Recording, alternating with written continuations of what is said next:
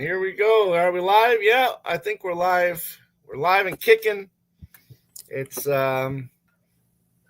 Thursday. It's not a little after midweek, I guess. Tom Hunyadi here for your midweek Macca break. I'm joined by Mr. Joe Mayo. As hey, you know, me, Mr. Mayo, or you mean, or Mr. Cinemayo, or all the other channels that he has that he goes by. How you doing, Joe? Hi, Tom. Good to join you. Yeah, thanks for popping in here.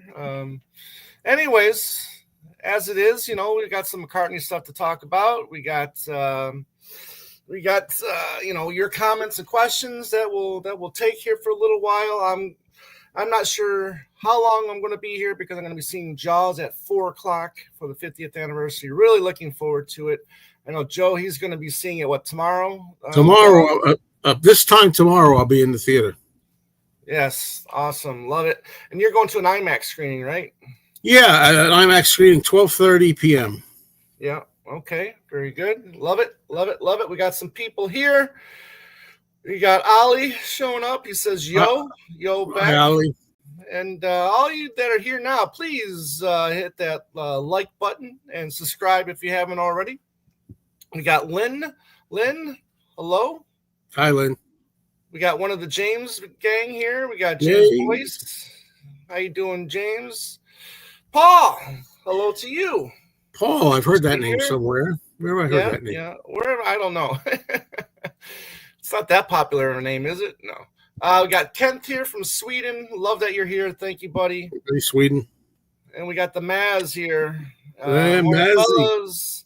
Short mini doc with director. Yeah, Freeze a Bird is dropped. Yeah, so there's a new Freeze a Bird documentary YouTube channel, I guess, talking about the making of YouTube. Or is that on the Beatles YouTube channel? I'm not 100% sure. I just found out about that this morning, anyways. So, but anyways, so I was going to do my Tom Ranks Everything video here this week, but I chose to kind of push that back a couple weeks for several reasons that I'm not going to get into. But that's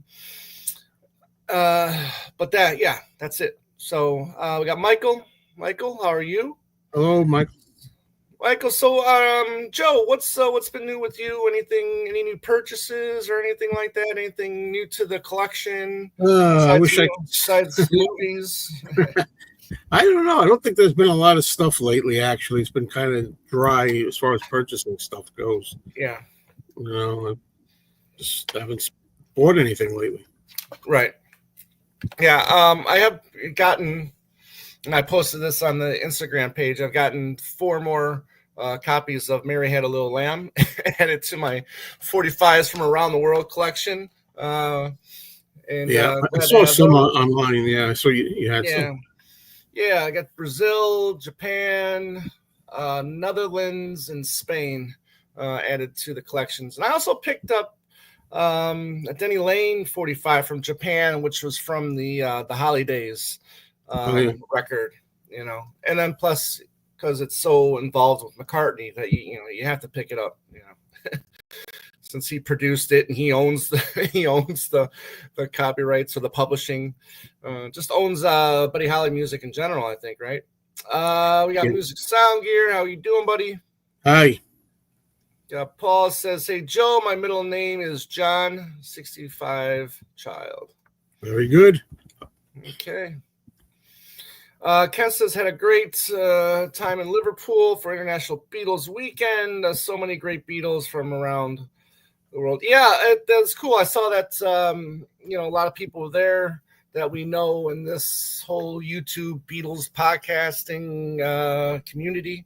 So it was good to see some of you there with a lot of exciting people. So I'm going to have to get to one of those one of these days. And the second member of the James gang, James Byers. Hello. Hi, James. How are you? Good to see you. James Boyce says, "I did download the high-res versions of Anthology 1, 2, and 3 remasters. Sucked in again." Well, that's new to us, right? I heard that the remasters were up or something, but now they're down. Is that right? I don't know. I heard they were up somewhere. I don't download or stream for the most part. But So I will say something on the ride up to that place that I got to go to on Tuesdays. I listened to Anthology 1 all the way during the ride there and back, oh, and I hadn't heard that in ages. And right. some stuff on there is like not so great to me, and some stuff is great on it. And I also watched the Anthology documentary at chapters 5, 6, 7, and 8. I got an anthology kick lately.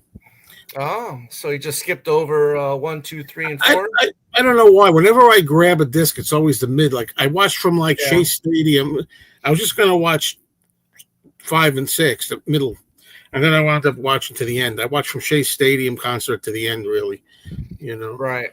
The 65 and 66 years, including the touring, is really fascinating because here you are, you're in 65. I mean, they could do no wrong, height of the popularity or whatever, and then 66 happens, and then you got the statement from John, and then but it was still a very successful tour, right? And Yeah. but you got people just stomping on their Beatle records, as as they say. Yeah.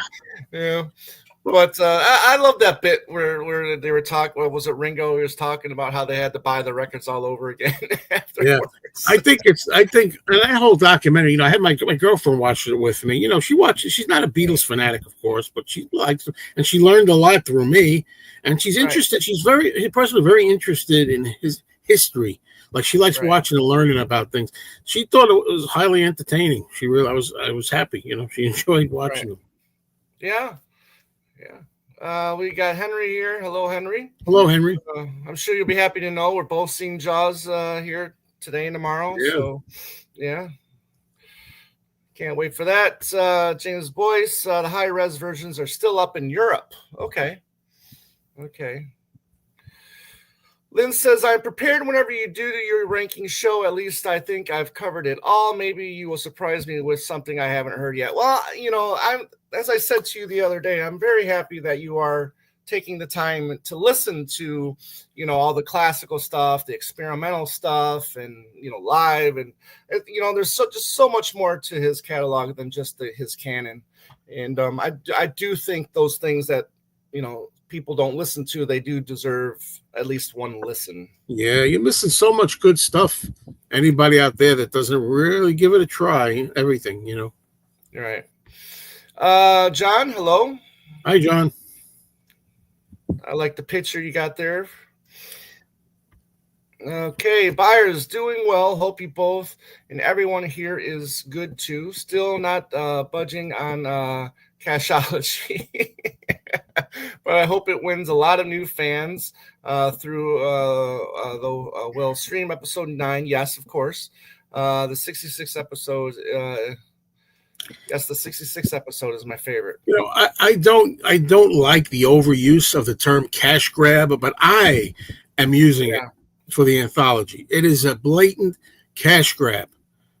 Now, it feels good to finally be able to say it. And I know the whole thing we talk about, Tom. Nobody's forcing you to buy it and everything. I can't get past the idea, though, that they want to take all your money because they want to stick that in with the other 3, volume 4, putting it in all together to make everybody buy all 4, whether they want them or not, just to get the new one.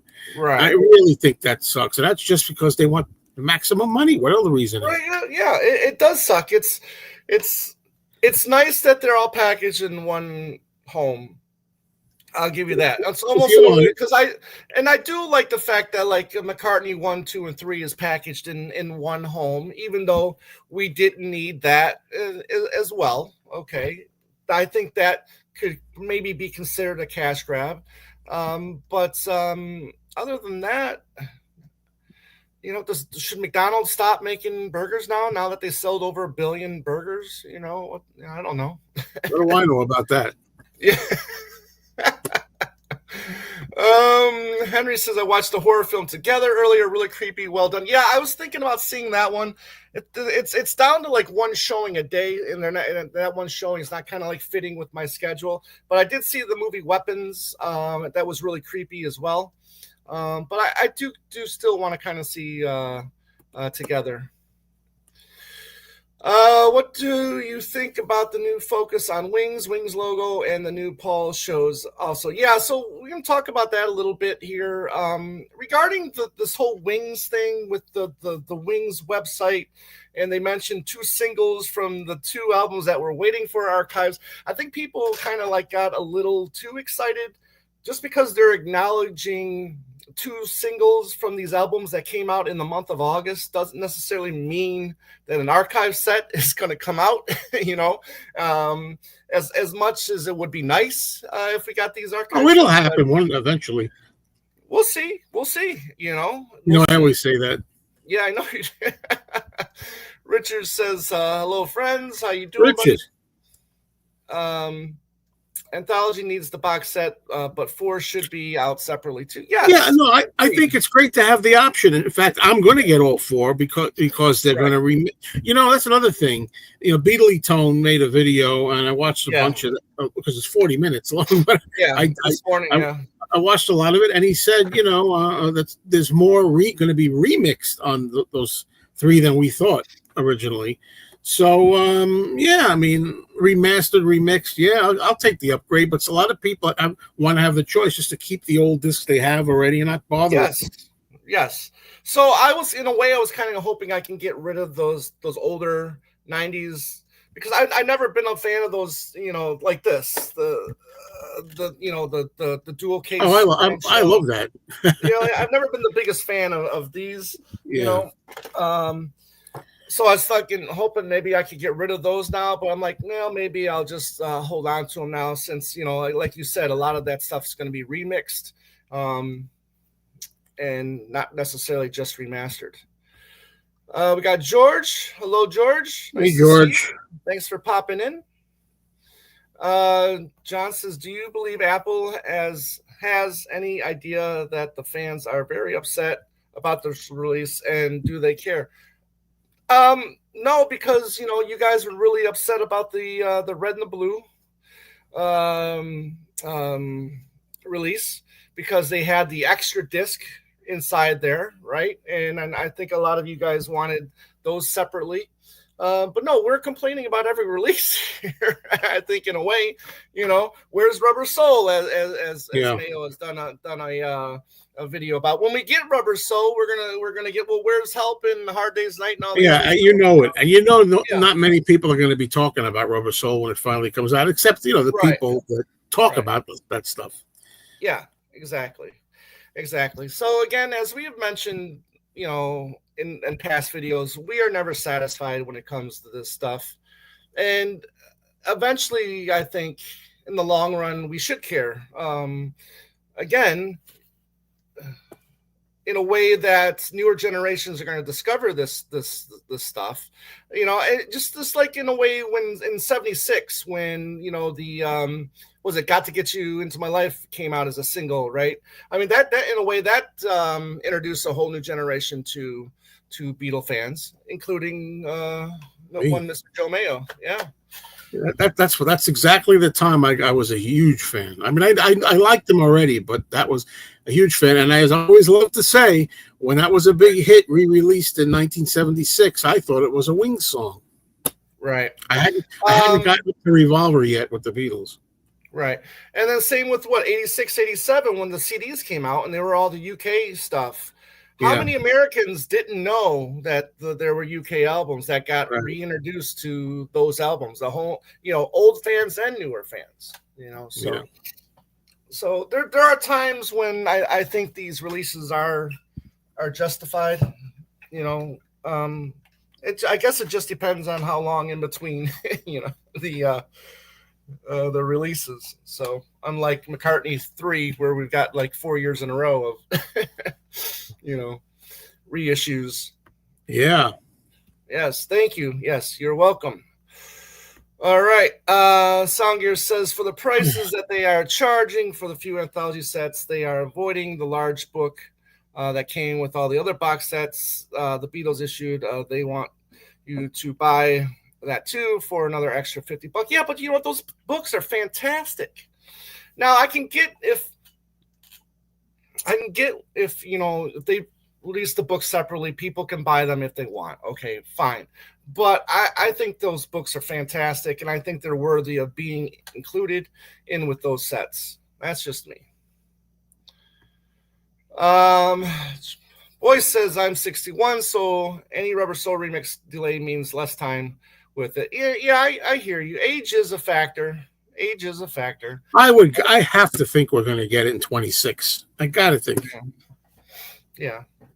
I mean, because what else? I mean, unless they've got other surprises, I mean, like, we're never. I don't think we're ever going to get the Beatles cartoons. I mean, the whole thing is, I think we can. Ever since COVID, I think we can forget about the exact anniversary dates necessarily. Right. Like Revolver didn't come out on its 60th anniversary. It came out another year, right? Right. But I can understand that they wanted to have 2025 for the anthology anniversary. Yeah. That one with 30 years of that. I understand Rubber Soul is 60 years, 60 years this year. But for some reason, I can understand anthology being a focal point in their minds, marketing minds, and wait next year for Rubber Soul. Yes. Richard, likelihood of Sir Paul spicing up the set list a little bit for this North American tour. A little bit.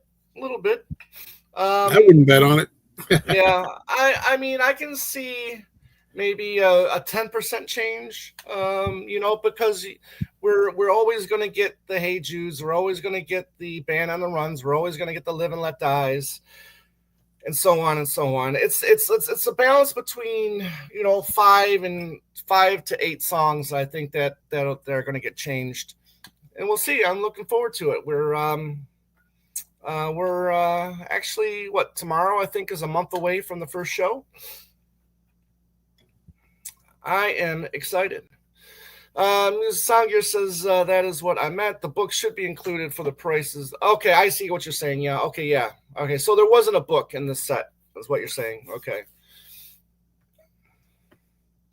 I'm older than that, so I probably won't live long enough for some of this stuff. Just hope Paul gets that new album. So yeah, so let's talk about that a little bit. Far Out put out an article on Monday. It says here, Paul McCartney allegedly plotting new album and UK tour in 2026. Now we know he's been working on this new album since 24. With Andrew Watt, and this is really frustrating. How long it's taking him to put this damn album out. I mean, Andrew Watt has produced the Rolling Stones, Elton John, and many others. Since he started working with McCartney, and we're still waiting on this damn McCartney record. But I am excited for my UK friends and family. You're gonna get the chance to see Paul again, so that's gonna be cool. James. Good afternoon. Hey, James.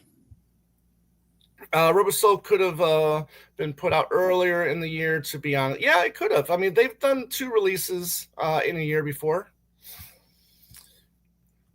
Let's see here. Mazzy says, Harrison, all things vinyl repress just announced. The last release sold out. It's going to be cost substantially more than the last time around. All manufacturing costs have dramatically increased. Okay, there you go. Thanks for that wonderful news. The Harrisons need to concentrate on stuff that's not All Things Must Pass, not Bangladesh again. I mean, how about? I'm so glad we got Living in the Material World. Thank God for that. But how about other stuff? Let's get some Dark Horse. Let's get extra texture. Third extra texture. But I mean, I want everything out. Whether I love it or not. But just something different. Oh, I hear you. But I do think the Bangladesh is going to be the next thing released from the Harrison camp. I can see Peter Jackson working on restoring the concert footage, although I didn't think it looked that bad when it was released on DVD 10, 12 years ago. Mm-hmm. So and that'd be cool if they got a theatrical release. I would love to see that in the theater. Paul says, with a little luck box set getting closer, we'll see, buddy. We'll see. Buyer says, as long as we get rubber sole walls and bridges and 33 and third by the time I'm 61, 2044. No, 2044 is too long. Don't even say that. What will I be, like 82 or something? You'll be 19 years older, Joe. Early Tracks Volume 2. Well, see, the big mistake about Early Tracks Volume 1 is they labeled it Volume 1. That was the big mistake there. Let's see here. Mazzy says a teaser 2 George things next year. Oh, maybe a little inside information there. Okay. We'll keep that quiet there, Mazzy.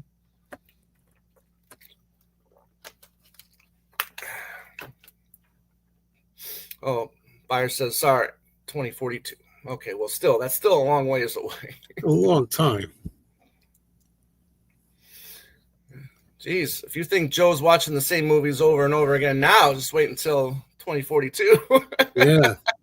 Not time there. I could be watching. I could watch 3 movies right now instead I'm on here. Yeah, what the hell? I'm going to see, once I get to AMC, I'm going to see if they got the popcorn bucket. The Jaws. To show you, and I can remember to tell Danny this when I do my show with Danny tomorrow morning, that I have the Jaws popcorn bucket, but I might get caught up tomorrow in the moment and buy another bucket. It's $40, $45, I think. Right. And buy it with the popcorn in it just to have it during the movie, just for the event. Yeah, I did see a little video of somebody putting popcorn in the Jaws bucket just to see how it looks. It looked kind of cool. Tony D, what's up, Tony? Speaking of box sets, Alan Parsons Projects, iRobot getting the box set treatment in October, and it's so cool that we're still getting box sets, from a medium that we thought was going to end here, not too long ago. So I'm still not understanding why, Paul still is not releasing box sets anymore, or hasn't released one in 5 years. Kind of frustrating, but I think it's almost safe to say that it's over for Paul. Nope.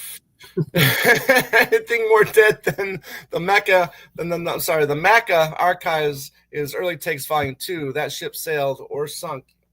Yeah, and I keep meaning to rebuy that because, when I did move from Arizona, I did purge a lot of stuff, not including McCartney stuff, but I did purge a lot of stuff. And my local record store does have the Early Takes Volume 1 on vinyl, so I'm going to need to pick that up soon. Let's see. Joe, have you been to the Chicago Fest in the past? Yes. I only went to one in 2024. That was it. Yeah. I had a good time. Yeah.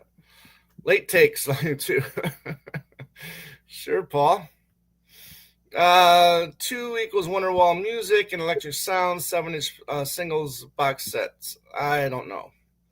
I don't think, there's no reason to get, unless you're talking about the whole Wonderwall or Electric Sound, I think is one long piece that they just separated and put onto 2 sides of a record.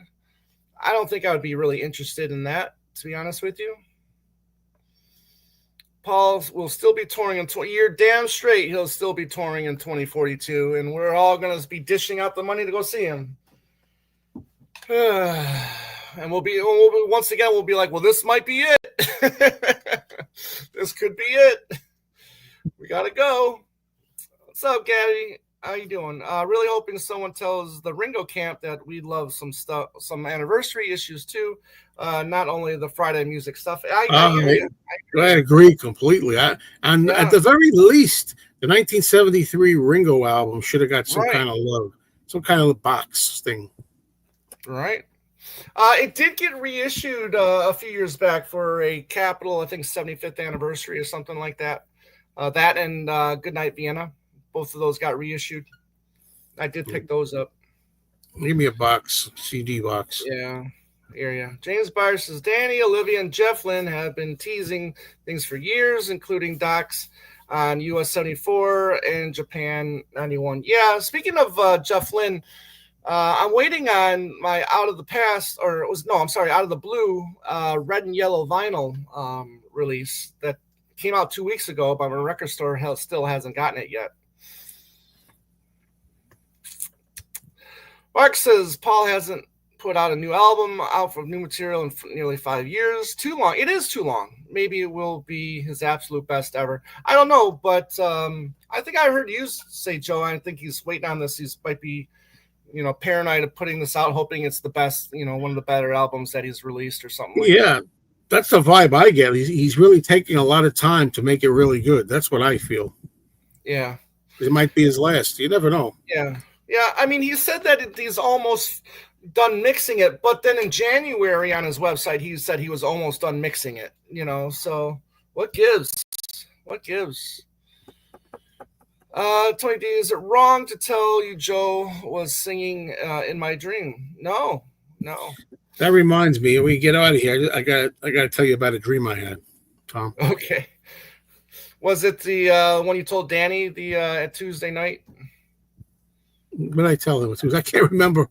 Okay, no, I definitely didn't tell this one. Okay. Oh, no, not that dream. I know what you mean. Okay. All right. Richard says, I heard a rumor that Paul is set to bring back From a Lover to a Friend to the set list. I hope not. Hey, I wouldn't mind.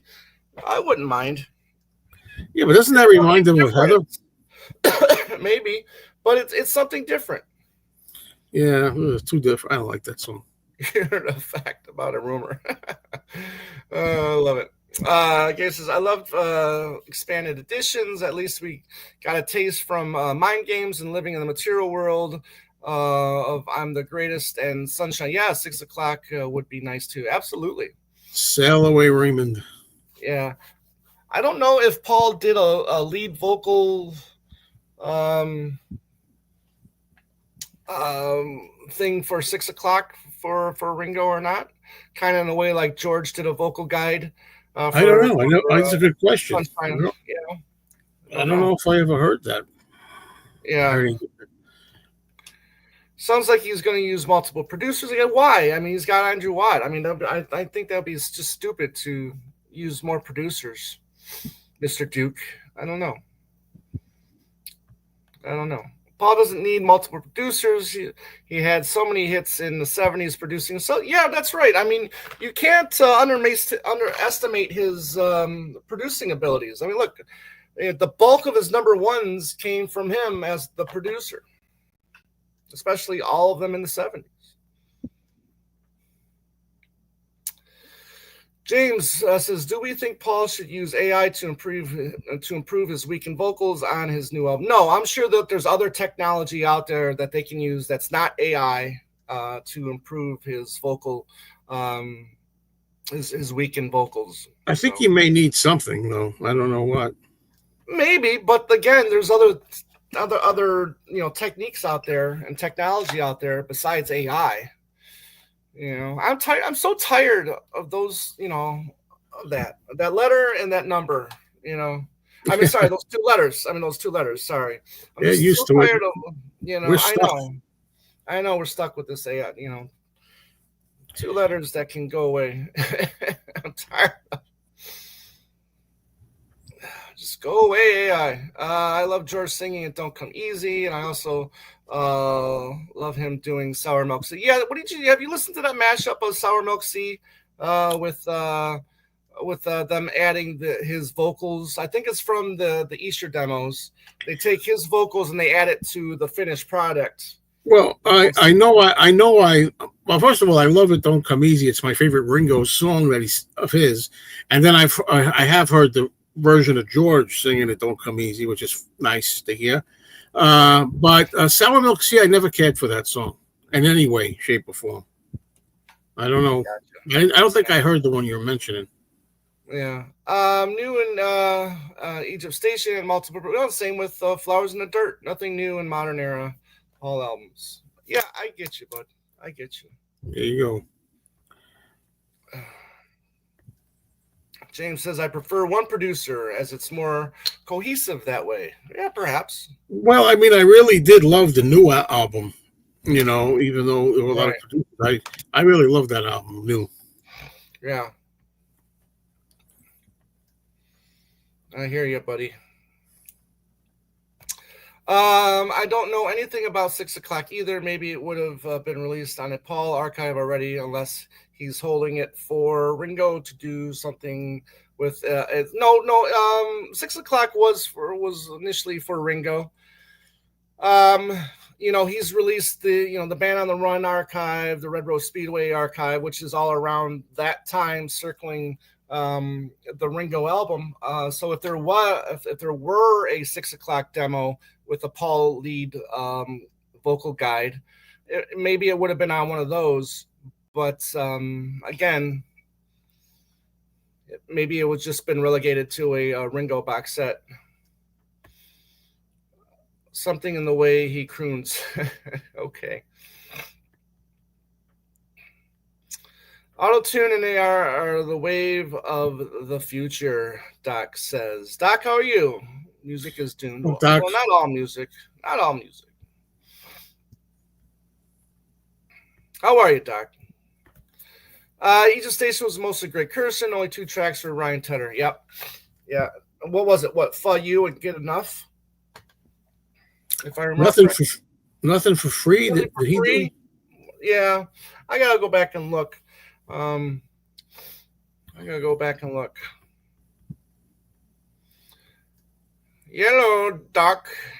Everybody's saying hi to each other. That's nice. I'm glad. Yeah, sweet. All these niceties going on. Boyce says, I would have been happy if Paul had just used Mark Ronson on New. Fair enough. Fair enough. Didn't he do one of my least favorite song on there, Hosanna? Oh, I like Hosanna. I think it's underrated. Okay. John says, does Paul, Ringo, Yoko, Sean, Olivia, Danny really have any say so what Apple puts out? Yeah. They are the say. It doesn't go out what they all say. Yeah. Yeah, sure.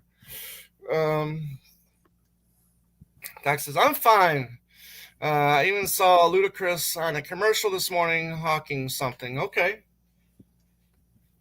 Ethan Johns is Hosanna. Thank you for that. Yeah. Joe, so Jaws, can't wait. Looking forward to it. Sure. Yeah. I've seen it before. I hear it's a good movie. Have you seen it before? Yeah.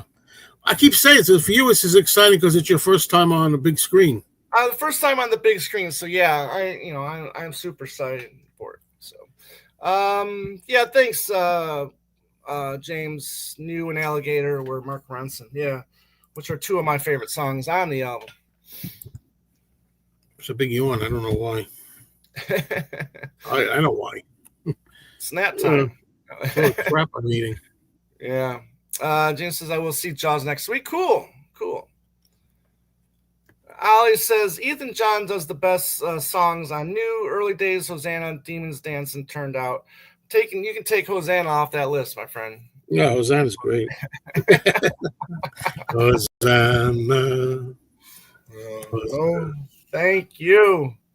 No, thank you. So, we briefly talked about this on the movie chat about the 1-to-1 concert and how it could be possible that a DVD Blu-ray could have the song in mention that's not on the audio, that it could be on the video, just because maybe different licensing or different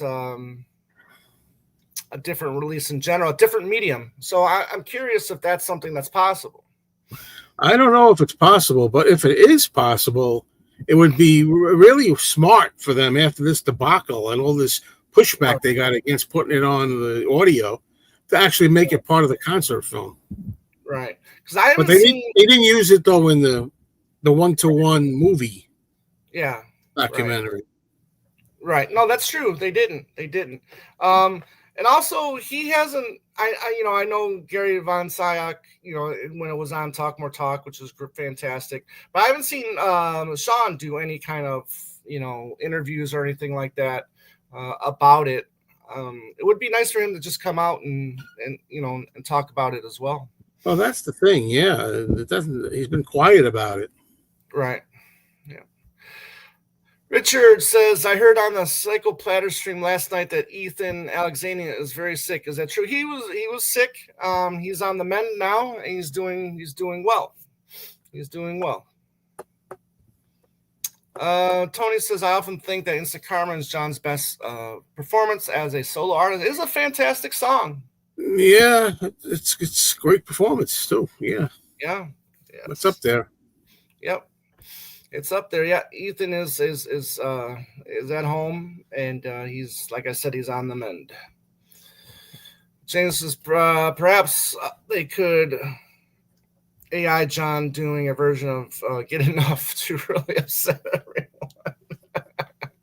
Get Enough. Yeah. Come on, you guys. Picking out a song that I love.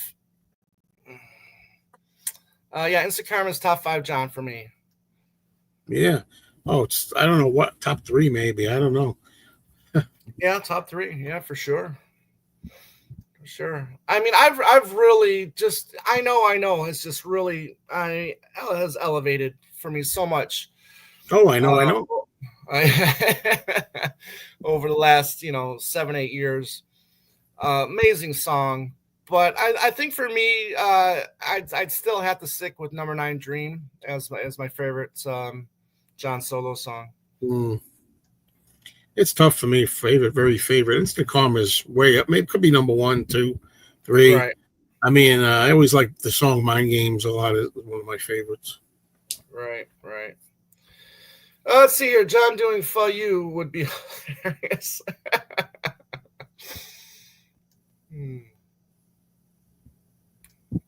I don't know. Is there any Paul songs that you would have liked to have seen John cover? There, Joe. Any thoughts on that? Yeah. I never really gave that a thought. Can't think of any. I would love to see. I mean, not because that was the only reason, because we've learned that is not. But I would love to see John doing a version of Coming Up, because that was just kind of like almost, John to get going again, Yeah, it had nothing to do with it, by the way, but Right, yeah, exactly. Had nothing. Well, I mean, that's one of the biggest myths of all, I think, in the myth busting thing. It drives me nuts. Right. I mean, he liked the song. John did like the song. Yeah. I mean, he said it in an interview, whatever you call it, that very intimate, candid in studio. Right. He mentioned that he liked the Coming Up song. But yeah, and I believe that story too. Yeah, and I would love to see him yelling out silly love songs too. That would be funny, just because of that scene in the Two of Us film, the Michael Lindsay Hogg. Yeah, where, John kind of gives him shit for that song. Yeah, well, apparently, I thought that was when that movie was out. I figured, well, that was just obvious fodder. Because if you're going to write a movie and you're looking for something like, well, what can we have John say? Well, maybe he could make fun of silly love songs because of the title. But then we found out recently, Elliot Mintz said that, how jealous John was of Paul in the 70s when he wasn't recording. Right. Paul was recording. John wasn't. And he said, have you heard silly love songs? Like, it's not like, in a derogatory way to Elliot Mintz, John said to Elliot, have you heard silly love songs? Right. So I believe Elliot that that's a true talk they had. So. Right. All right. Mr. Byers says, I don't do rankings as such, but Isolation, Instant Karma, Number 9 Dream, Mind Games are all at the top of my John list. Yeah, that's Isolation's a fantastic song. Oh My Love is another fantastic song. Quality stuff there. Yeah, I think. I tend to sometimes underappreciate Jealous Guy, but that's a fantastic song as well. Now, that's a song that I loved when I first was hearing it a lot in the earlier days, and now I think I'm a little fatigued on that one. Okay. For some reason. Yeah. I mean, my first introduction to that one was from the Imagine John Lennon documentary. Yeah. That movie was disturbing. What the Two of us. Two of Us? Yeah. I take everything Well, Elliot says with a grain of salt. What do you but say to why? that? Why? I mean, I can understand you saying that if maybe if it was always like whitewashing stuff. So maybe you figure he's trying to like kiss up to Yoko and John, but now he's telling some stuff that's not that flattering about John. He's being honest. Right. So I don't know. Hmm. Mm. Out the Blue is a big favorite of mine, and mine too, pal. Mine too. Yeah, mine three. Yeah. So, anyway, so it's funny because we were talking about that movie that I was waiting for on Monday night, and guess when I got it? Tuesday. The next day. Yeah, the next day. The Yeah. damn thing was in the mail. So I'll show that Monday if I have the time to do the movie chat, which will hopefully be 4:30 again. Oh well, if you need it, let me know because I was thinking. I think she's off. So in other words, I could do it any time. I could do it 7. I could do it 4:30, whatever you need. Yeah, we'll probably have to do it earlier because Andy and I's our schedule hasn't meshed that much lately, so we're hoping that might be. And plus, Monday's Labor Day as well, so don't know. Don't know. Byers says, "Imagine has turned into my John. Let me roll it." Sorry, everyone, but I don't need to hear it again. Yeah, no, I hear you.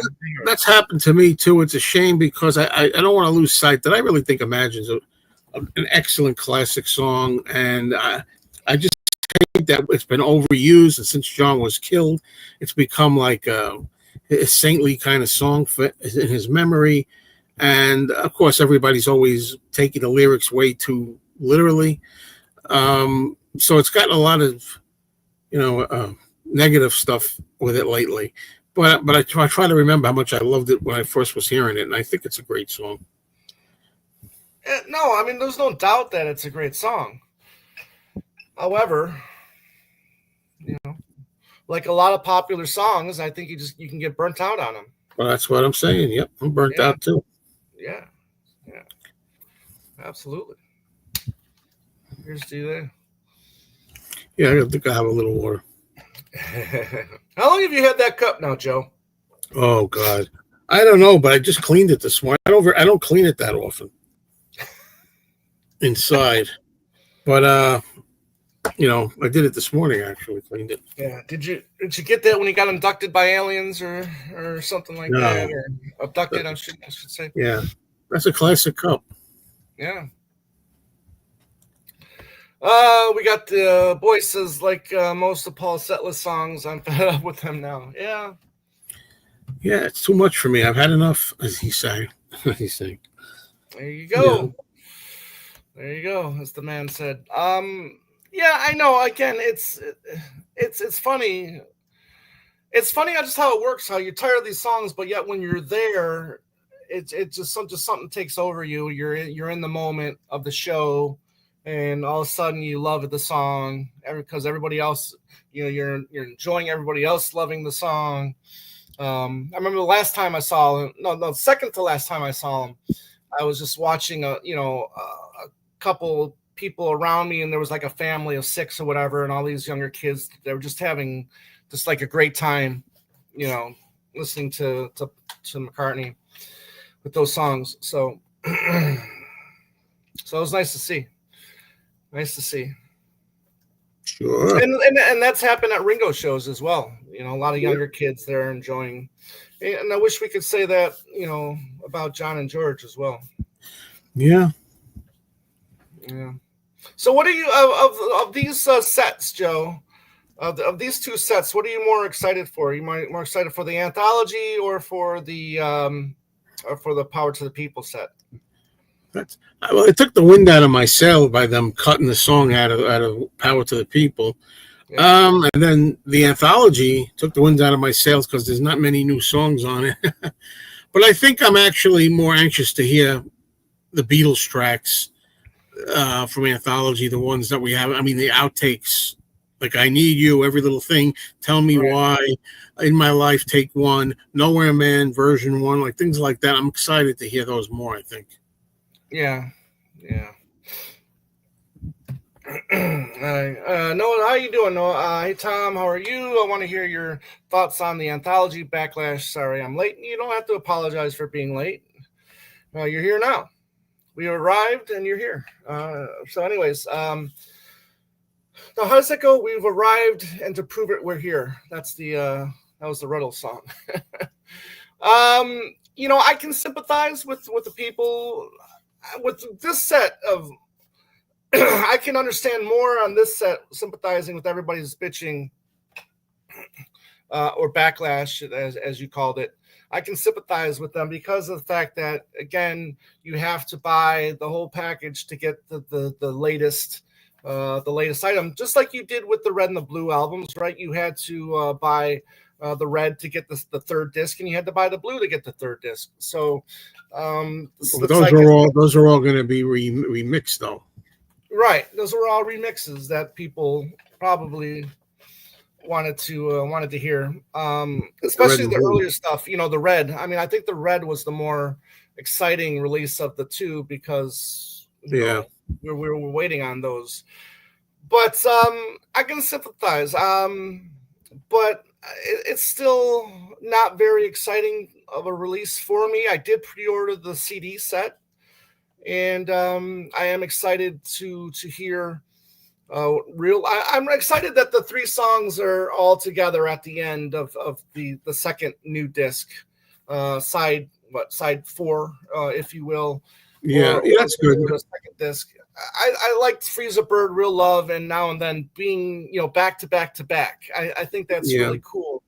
And then hearing the new takes on them, even though I'm not the biggest fan of Freeze a Bird, I'm really looking forward to hearing John, what they did with John's voice on Real Love. And but is it needed? Again, Joe was talking about some of the stuff being remixed. Some of that could be interesting, especially on some of the older tracks, right? In spite of all the danger, and stuff like that could be heard better this time. But when you say is it needed, some people are asking is the Anthology 4 needed? Yeah. Right. Yeah. always outtakes and any new Beatles material to me is needed. But.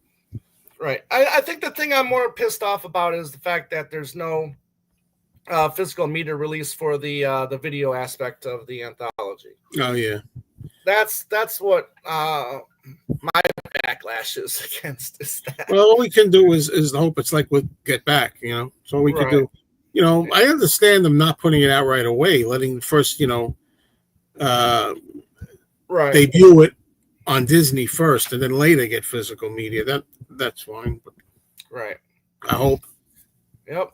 Elton or the Stones are also playing the same hits. Yeah, they are. But Elton, not really much anymore since he's retired from the road. As so many people say they are, but then all of a sudden come back,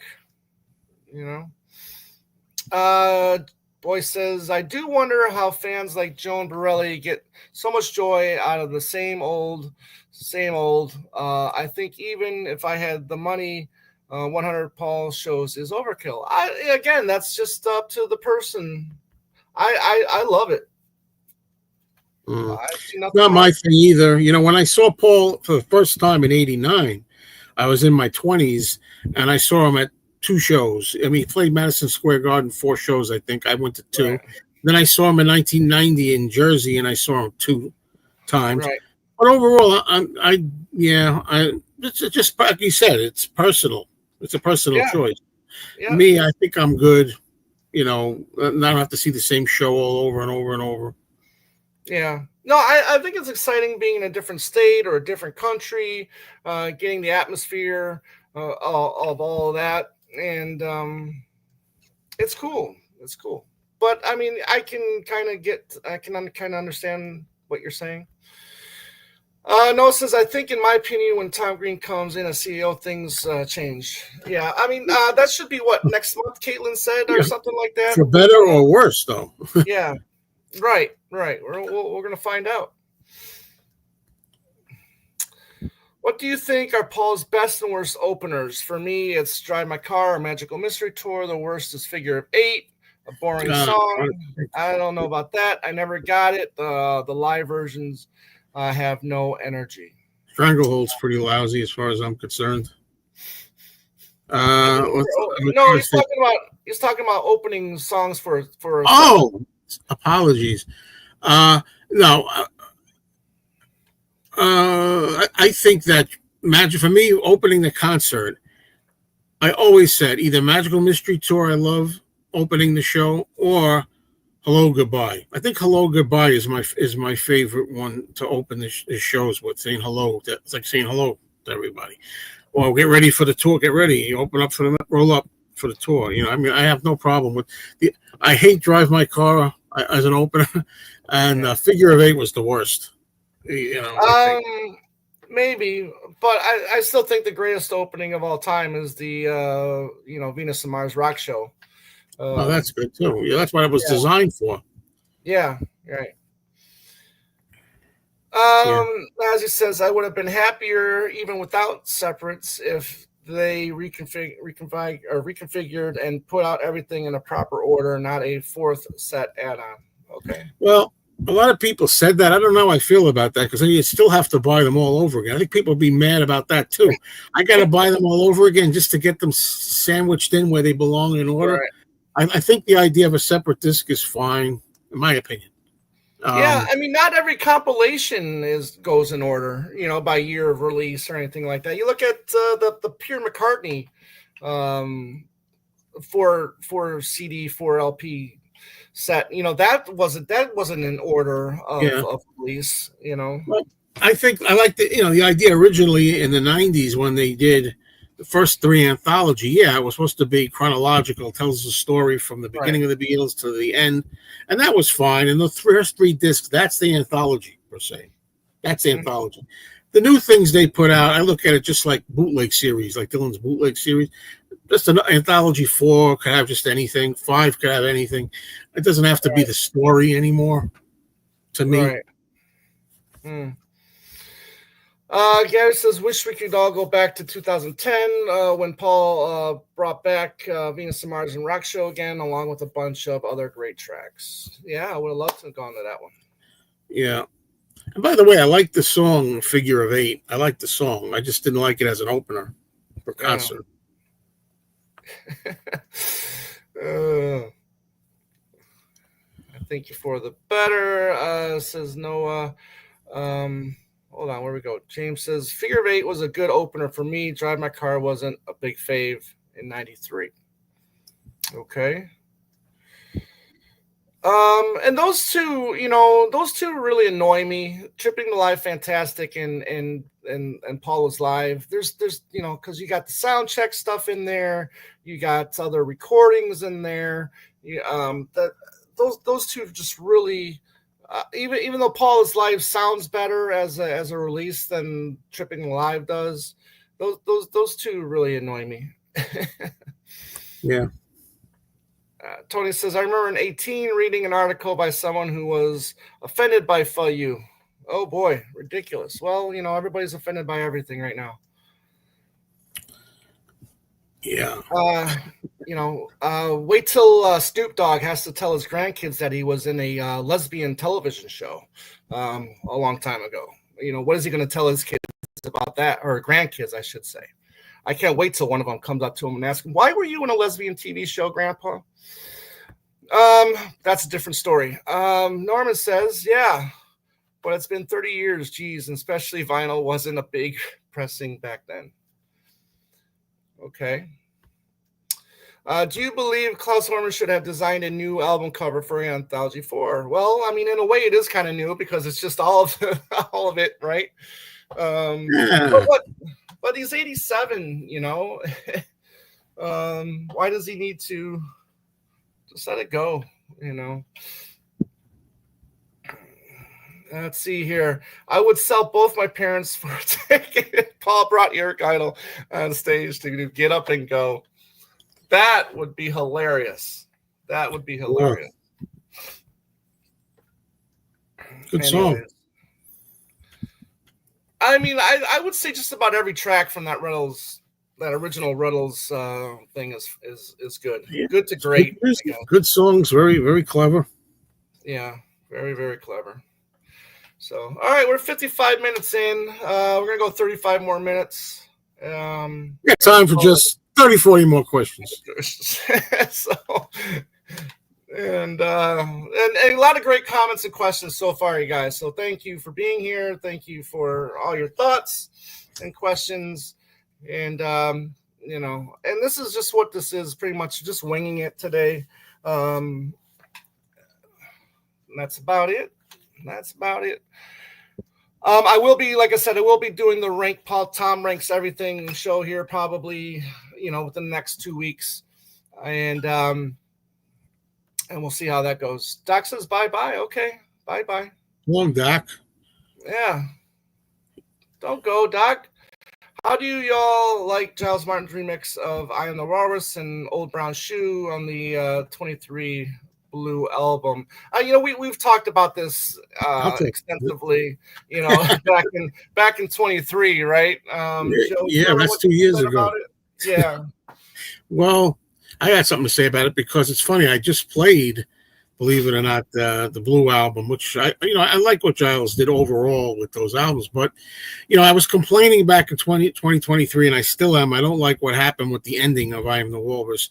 But the rest of it I like. I like the mix of the rest of I Am the Walrus. I just don't like the end. And this time when I played the end, knowing what I was in for, I didn't even get too upset about it because I'm used to it now. As far as Old Brown Shoe, I remember.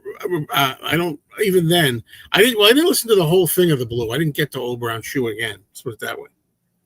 But Old Brown Shoe, I remember not liking at all because I think it was a lot. Wait, something was wrong with it. I don't know if it was the bass was overdone on it. Like it always had a good heavy bass on the song, kind of nice bass. But I thought something was wrong with the remix of it. And is that the one that there's always been confusion about who plays bass on that one, whether it was George or Paul? Yeah. Noah, well, you are kind of late. I guess you are kind of late because he says, what are your thoughts on the possibility of a new Paul album? Well, at the beginning of the year on his website, he said he was going to be finishing it for hopefully, a 25 release. Well, he must have been really busy doing other things. He hasn't had a busy year, I guess, even though releases haven't been, that much. I mean, we got the reissue of Venus and Mars this year, the Half Speed Master, which, Joe, you're not collecting anymore, those Half Speed Masters. No. And we did get the final leg of the these HM or SHM or was super high material. These Japanese, I didn't collect those either. Yeah, you didn't get those either. So, and that's what we've been thirsty for is a new album. It's been at the end of this year, it's going to be 5 years. So it'll be over 5 years then when this album comes out, and that's just too long of a break. I mean, if he would have like sprinkled in like a single here and there, of a new song or even like a soundtrack song, a song he did for a movie or something like that. I mean, that would have been like a kind of like enough to hold us over, but there's been nothing except reissues. He's never gone longer than 5 years, right? Right. Yeah. Right. But this is what we're dying for is a new album. I got flamed on Insta for saying the Beatles had no major cultural or financial impact on Liverpool until they started the Monasties and live off the Beatles around 30 years ago. Thoughts? I don't know if I'm reading that right. The Beatles were kind of dead there for the longest time. Ask Mazzy. I mean, they weren't. Liverpool wasn't really celebrating the Beatles in the 80s when he was doing his book. There was like kind of like no tour or anything like that. Was there, Mazzy, at that point in time? That's a good question. I wonder when it started because I always thought Liverpool always, it always had cultural impact. On Beatles and Liverpool. Maybe I'm Yeah. wrong. No. In a way, kind of a bit like Detroit Motown. Yeah. Yeah, possibly. Anyways, all right, well, 1 hour in, 30 minutes to go. Not that you're watching. Yeah. Who's counting? Who's counting? Who's counting? Aye. Yeah, sure. Yeah. So, yeah, sure. So two Kino Lorber films came in yesterday. Oh, that's the best genre. I'll talk about with you soon. Yeah, sure. Save the Tiger and Scoop. Oh wow, yes. Scoop is Kino Lorber. Yeah. Scoop is released. Yeah, or Kino Lorber did release Scoop. Yeah. Lynn says, "Do you feel that Paul's new album will be one of his better albums since he's taken so long, or has his age caused his talent and creativity to decline since whatever his last hold on, or has his age caused his talent and creativity to decline since whatever his last best album was?" Well, I mean, whatever his last best album was is up to you. It's going to be different. Some people might say McCartney 3 was his best album. Some people might say Egypt Station was his best album. It's up to the individual to say that. I don't think his creativity has dried up. For all we know, maybe he recorded 30 songs and then he'll have 2 albums worth of material to release here in the future. We'll see. I can only repeat what I said before. I just hope the new one's going to be one of his better ones, because he seems to be taking so long on it. Yeah, that I think, just have a gut feeling that he's really trying to get it right. He's working with a great producer, Andrew Watt. I love what Andrew Watt did with the Rolling Stones. So I'm really hoping that it's going to be a special album. Yeah, I hear you. Yeah, but I don't think his talent or creativity has declined. A lot of people think that, but it has not. Yeah, it's still right. Right, I agree with you, Joe. But the Concert for Bangladesh, I can't wait for the new Peter Jackson version. Well, I mean, if it is true that he is working on it, which I believe to be the case, and the same with the 74 tour as well. Hey, bud. I'm hoping for Paul's new album to be a double album. It's been a while since McCartney. Yeah, it's at the end of the year. It's going to be 5 years. Yeah, I don't think it'll be a double. Yeah. He's only once had a double album, and that was only because Driving Rain was such a long album that it had to be double. So. I mean, Red Rose Speedway was supposed to be a double album, and McCartney 2 was supposed to be a double album. I'm kind of hoping when it's time, 2030, to celebrate the 50th anniversary of McCartney 2, that we get the proposed double album, kind of like we got the proposed double album for Red Rose Speedway. Yeah. I wonder if Tug of War could have been a double album. It could have been, but what? Oh, easily. Yeah. Glad it wasn't, as it turns out. But I mean, you would add, I'll give you a ring. You would add Rain Clouds. You would add the other stuff that was on Pipes of Peace. Yeah. You probably could have got a double album out of it, but then it probably wouldn't have been as special. Oh, no, we're not done, pal. We're not done. Are you kidding? We'll tell you when we're done. Okay, James. James, it's always a pleasure to have you around, my friend.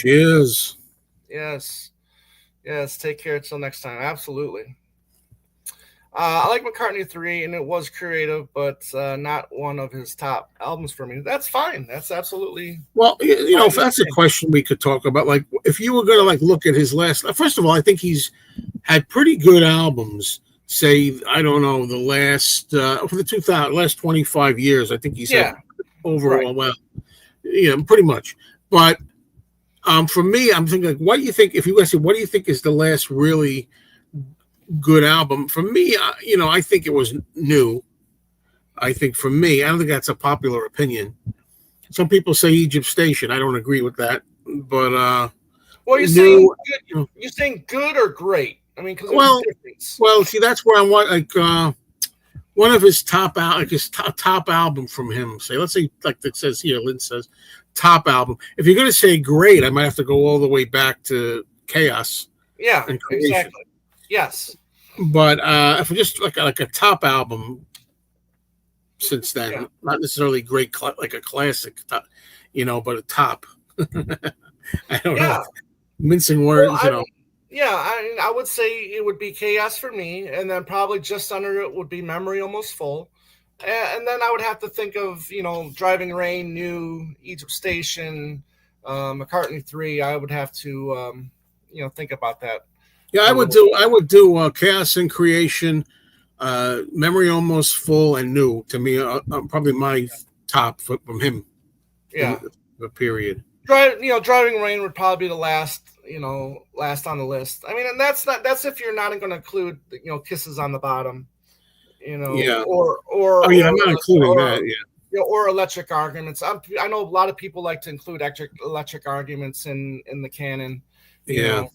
but not the other two. It's kind of funny that way. But excuse me. Yeah, but Egypt State, or no, I'm sorry, Driving Rain would probably at the bottom, and then I'd have to think about the New, Egypt Station, McCartney 3, and what order I'd put them.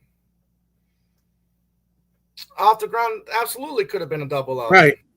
Right. And it was in a We way. don't have that. Yeah. That's a great set. I'm waiting for the archives edition. I'll tell you what, I could trade you this for Russia's. No, that's all right. That's a fair trade. Yeah, I'll trade you the Russian If I CD. still have it here. Wait a Russian minute. album. Yeah, I'll give you this. I'll All trade right. you the CD for the. Oh, you mean you want to trade that for this? Yeah, absolutely. That's worth it. Nah, it can be had. You just got to pony up. That's all. Yeah. Well, I told you I would. Not for me. I haven't got to that. Even though I'm getting rid of stuff, that's not something I'm getting rid of Fair yet. enough. Fair enough. No, it says I think Paul might have re-recorded, reimagined 2 tracks like My Valentine and My Only Two Hearts for Kisses on the Bottom. No, leave him alone. I know you like it, but I could care less about My Valentine. I like it. I know. I like it. Go ahead. I had my girlfriend and I. We were kind of getting together. That's like a song in a lot of ways. Yeah. That's the one song I'm dreading hearing at all the shows that I'm going to. I also like Egypt Station, New, but for me, I would say Memory Was Full was his last top album. Yeah. That's a possibility. It's a good choice. Yeah. Voices Egypt Station would have been masterful if he'd added the bonus songs and took out a few of the clunkers. Well, that's the case for a lot of his albums, right? I think, a lot of us think that Flowers in the Dirt would have been a fantastic album if, you put out, you take off, the last 3 or maybe the last 3 songs and you put out, Flying to My Home or some of the other songs that he. And if he could have somehow, even though it was a couple of years old, put on Once Upon a Long Ago on there. I think Once Upon a Long Ago would fit on that album for some reason. Right. Possibly. Yeah. Beatles song 100. I have such pre-orders remorse over this Anthology 4 that I put my OG records on eBay Too much anxiety at 70. Mm. Okay. The 70 is the new 60. Yeah. Well, hopefully you get a few bucks for those.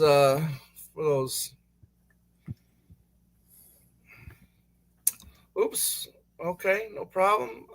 Mike Walls, Jasper, how are you, my friend? Mike, gentlemen, who came in? Yeah. You're not referring to us, are you? I'm really hoping for Paul's new album to be on par with Chaos and Creation, but I feel apprehensive that it won't be. No, I think it's going to be more, if we're talking about Andrew Watt here, I think it's going to be closer to Memory Most Full than it's going to be closer than it is Chaos. I'm not concerned about Paul's ability to write good songs. I'm worried about his vocal performance. Yeah. That hopefully in the studio can be, smoothed out a bit or something. Boy says Memory Was Full has Paul's last gasp of good vocal ability. Well, wait a minute. I'm getting Neil has good singing on it, Yeah, I think so. There's good singing on there. Yeah. Yeah. Sounds better on certain tracks than others. Like, I think he sounds great on Dominoes. Oh, absolutely. For example. Yeah. But, but if you're talking about consistent from top to bottom, maybe you might have a point there. Yeah, and I mean, I like him on stuff like even, trying to think of the song, Kiss of Venus.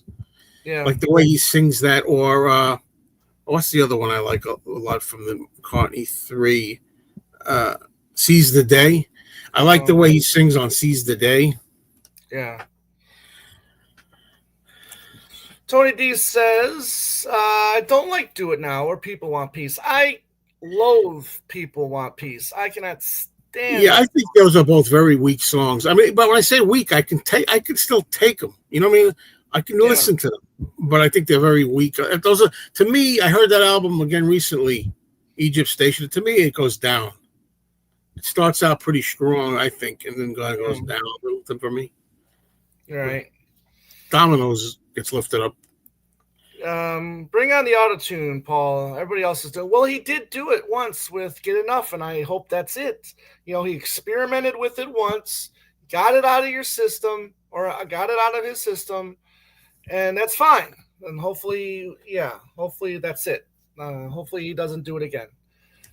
But that's, again, when you say we get into this sometimes, you and I, right. That's auto-tune that's really noticeable on. Yes. Right. Sometimes I can't notice it, but I noticed it on Get Enough.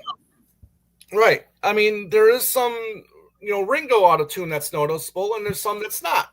Some people swear there's auto-tune on a Ringo song. I've still never noticed it. I'm good. Yeah. Please. I don't want to notice it. Well, no, except on Money. Right. Because it's extreme. Yes. I'm glad that I can't pick it up. I always say that, because if I could pick it up, I'd be annoyed, just like Wings of Pegasus. Yeah. Noah says, I think Paul should try to do work with Rick Rubin, the producer, in the future. Well, I mean, Rick Rubin's not always, the top notch, or doesn't always know best for each artist.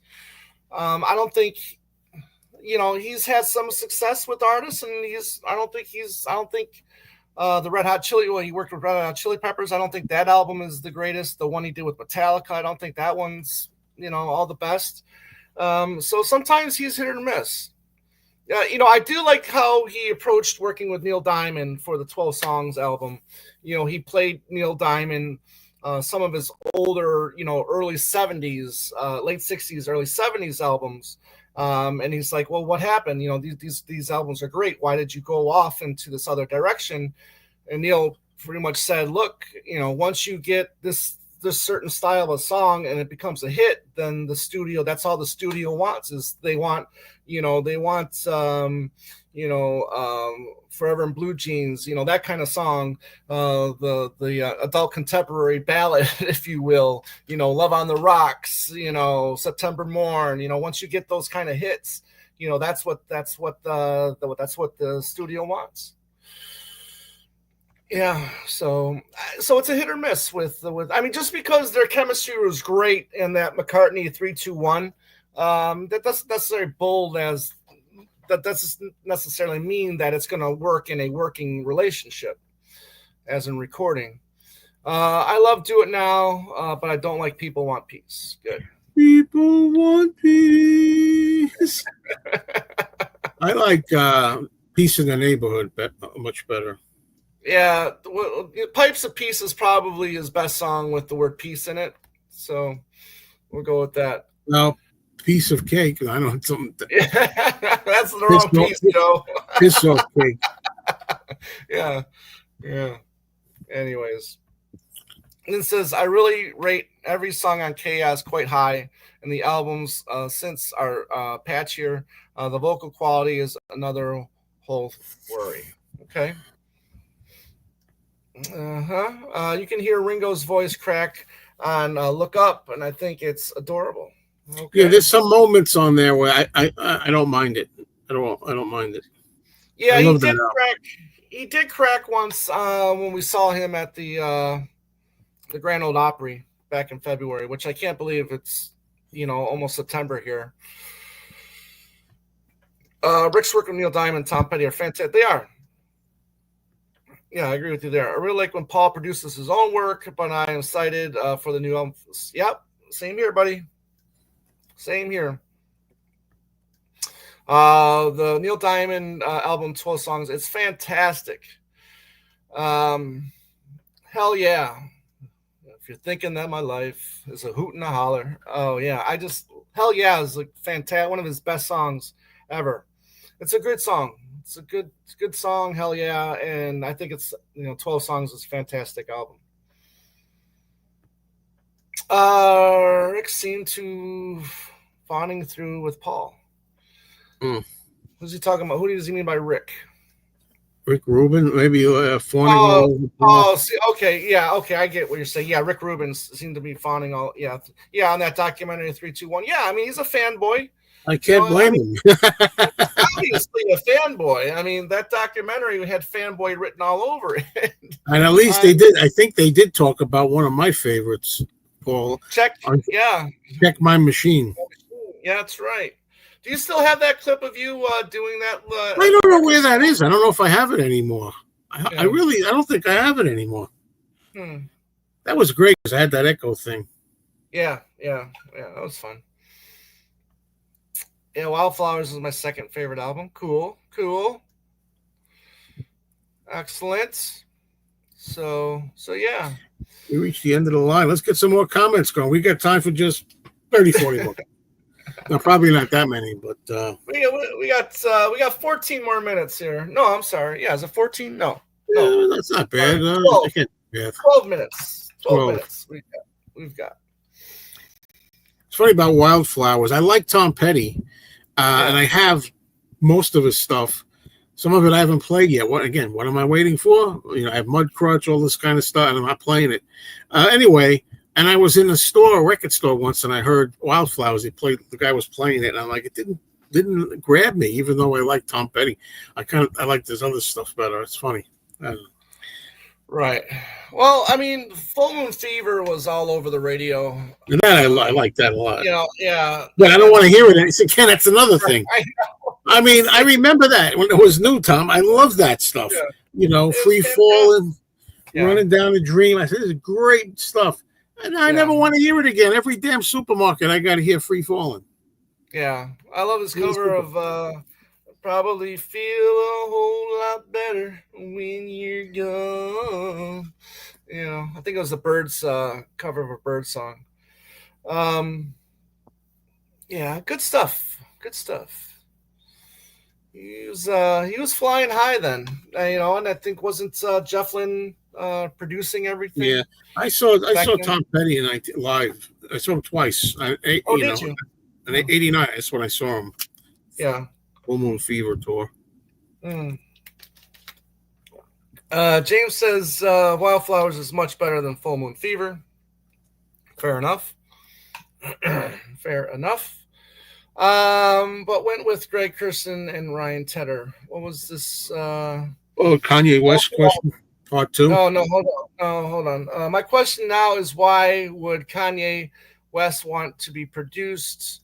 Egypt Station back in, was that a thing? Oh, so they were, because Paul and Kanye were doing a few things together. So I didn't know that it was possible for Kanye to have produced Egypt Station, but I don't know if I heard that or not. But then he went with Kirsten and Tedder. Okay. I think we all got sick and tired of Free Falling. Radio killed that.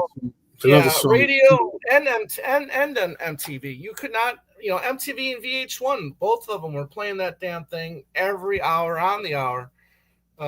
So you couldn't escape that song. Here we go. Tom, which Smith song would you use to introduce Mr. Mayo to them?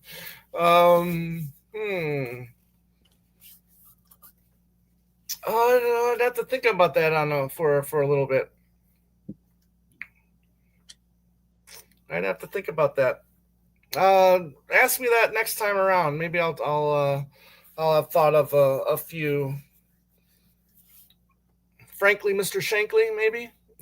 No, that's. We'll go with Frankly, Mr. Shankly. But he's not a pain in the ass, like the song says at the end of the show, at the end of the song. I saw Tom Petty 3 months before he passed in Hyde Park. I saw him at the Royal Albert Hall too in 2012, and that gig was majestic. Very cool. Very cool. What year did he die? Was it 17? I think it was 17. Did he die, or 16 or 17? Somewhere around there. To me, you got to understand. For me, the years all run together once you get to the 21st. Right. But seriously. But I know I moved into this apartment in 2015, and it was after I moved in here. Right. So it had to be 16 or 17. Right. In the teens. Yeah, 17. Yeah. Isn't that the same year with Prince and Glenn Frey as well? I know 2016 was a big death year. Yeah. George Martin died around that time. 2016. Too. Yeah, 16. Yeah.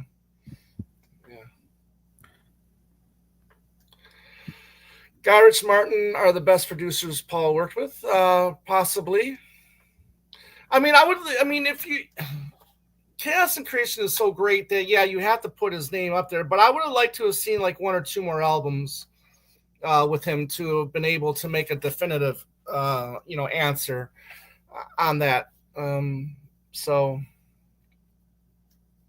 Because he hasn't worked with too many producers more than once, right? There's Khan that he's worked with for Driving Rain and Memory Was Full. You got the 3 albums in the 80s from George Martin.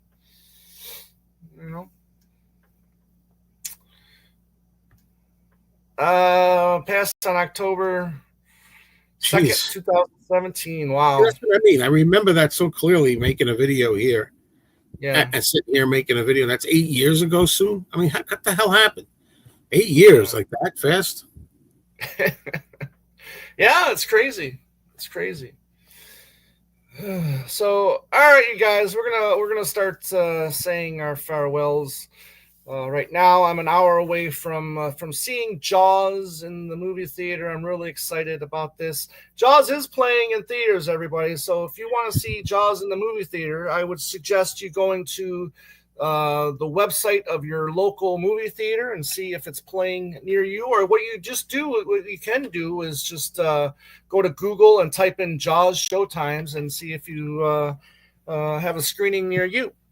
If you like the movie Jaws and you've never seen it on a big screen, you don't know what you're missing, because it's such a big film. You feel like you're out on the ocean with them. You have to, So although if Tom sits so far back that the I'm screen is always like way in the distance, like yeah, then you're not gonna. But if I'm not saying you got to sit on top of it, but I mean within right, like in the middle or something.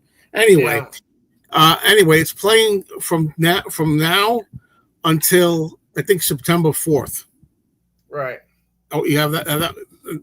Make sure you go see. Oh, Maureen doesn't like Jaws. Oh, come on, girl. Wait a Marie. minute. What do you mean? What do you mean? Come on, Oh.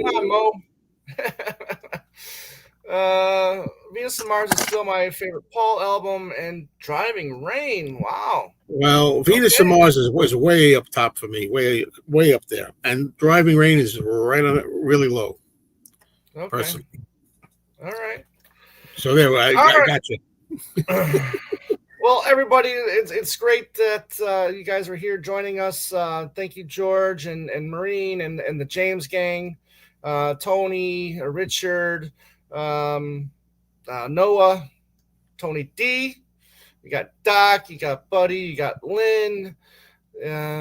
You've got who else? Mike Walls Jasper was here for a few. Boy, Bit I can't Song was here. remember Yeah. Well, I'm going everybody. back and looking at Buddy Roa. Like I said, a lot of people have been here making comments. John, and a whole bunch of other people. Kent was here. So thank you. Ollie was here. Gabby, my cousin Duke Viking, and so many other people here. Thank you all for being here, and I will see you next week. Don't forget to check out me, Mr. Mayo, on his YouTube channel. Go ahead, Yeah. Joe. I was going to say, Jaws is not in 3D necessarily. It's not in 3D. Right. It's in one or two theaters here and there, but generally not in 3D. Gotcha. Okay. All right, everybody. It was good hanging out with you. Great comments and questions, just like every week. Love it. Keep them coming. I'll see you guys next week at some point, whether Wednesday or Thursday, and we'll have more to talk about. And That's right, Tom. That's right. All right, everybody. Take care. Take care. Bye.